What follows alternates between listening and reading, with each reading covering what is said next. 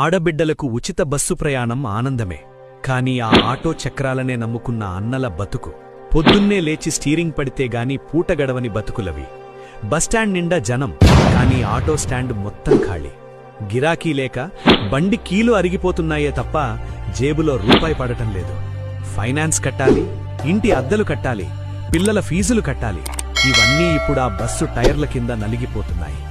ఉచిత ప్రయాణం వల్ల సామాన్యుడికి మేలు జరగాల్సిందే, కానీ ఇంకొక సామాన్యుడి పొట్ట కొట్టకూడదు కదా. ప్రభుత్వానికి ఒక్కటే విన్నపం, పథకాలివ్వండి, వద్దని చెప్పట్లేదు. కానీ ఆటో రంగాన్ని నమ్ముకున్న లక్షల కుటుంబాలకు కూడా భరోసా ఇవ్వండి. వాళ్లని ఆదుకోవాల్సిన బాధ్యత మీమీదే ఉంది. ఆటో కార్మికుల కష్టాలు ప్రభుత్వం వరకు చేరాలి అంటే ఈ వీడియోని షేర్ చేయండి. సామాన్యుడి గొంతుక, మీ తేజ మీడియా.